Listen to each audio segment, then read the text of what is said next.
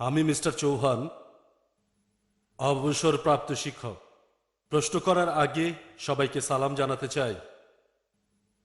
ওয়ালাইকুম আসসালাম ওয়া রাহমাতুল্লাহি ওয়া আমার বারাকাতুহু। প্রশ্নটা হলো, কুরআন ঈশ্বরের বাণী, যা আপনি বিস্তারিত বলেছেন অনেক ক্ষেত্রেই।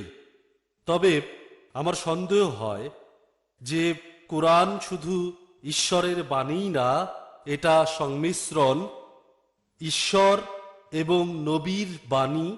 কিভাবে? কারণ অনেক আয়াতেই আপনি বলেছেন, আপনি উল্লেখ করেছেন যে আমি লিখি নাই, এটা নবী বলেছেন। আমি লিখি নাই, এটা আমার কথা না।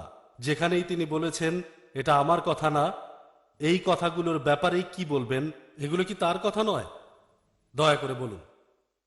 ভাই খুব সুন্দর প্রশ্ন করলেন, আর যুক্তির ব্যাপারে বললেন যা আমি বলেছি খ্রিস্টান এবং বাইবেল সম্পর্কে। ভাই বললেন সন্দেহাতীতভাবে প্রমাণ করেছি যে ঈশ্বরের বাণী, তবে ঈশ্বরের বাণীর পাশাপাশি নবীজির কথাও আছে, কারণ কোরআনে বলা হয়েছে যে আমি এটা লিখি নাই। ভাই কোরআনের কোথাও বলছে না যে আমি এটা লিখি নাই। খুঁজে দেখেন আয়াতটা, আমি মেনে নেব যে কোরআন ঈশ্বরের বাণী নয়। কোরআন কি বলছে? তারা বলে নবী এটা রচনা করেছে।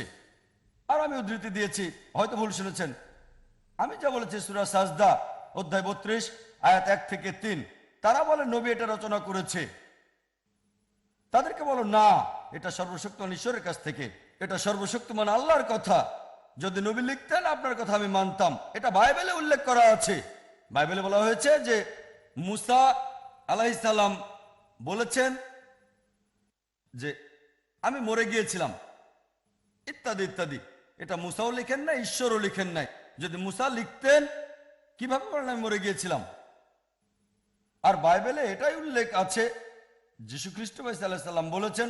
তাই আমরা যা বলতে পারি কোরআনের ব্যাপারে, কখনোই আপনি নবীর সরাসরি বক্তব্য পাবেন না কোরআনে। যদি থাকে তা আল্লাহ তাআলা উদ্ধৃত করেছেন ইনভার্টেড কমার মধ্যে। আল্লাহ তাআলা বলতে পারেন যে নবী উত্তর দিল, তবে কোরআন কখনোই বলেনি আমি লিখি নাই। সত্যি বলতে কোরআন বলছে এটা আল্লাহ তাআলার পক্ষ হতে। অনেক আয়াতই বলেছে, যদি আবার শুনতে চান আমি আবারও বলতে পারি। সূরা আনাম অধ্যায় 6 আয়াত 19, সূরা আনাম অধ্যায় 6 আয়াত 93, সূরা ইউসুফ অধ্যায় 12 আয়াত 1 আর 2, সূরা তাহা অধ্যায় 20 আয়াত 113, সূরা সাজদা অধ্যায় 32 আয়াত 1 থেকে 3, সূরা ইয়াসিন অধ্যায় 36 আয়াত 1 থেকে 3, সূরা জুমার অধ্যায় 39 আয়াত 1, সূরা গাফির অধ্যায় 40 আয়াত 2, সূরা জাসিয়া অধ্যায় 45 আয়াত 2। অনেক জায়গায় কোরআন বলছে এটা ওহী সর্বশক্তিমান আল্লাহর কাছ থেকে সরাসরি বক্তব্য। আশা করি উত্তরটা পেয়েছেন।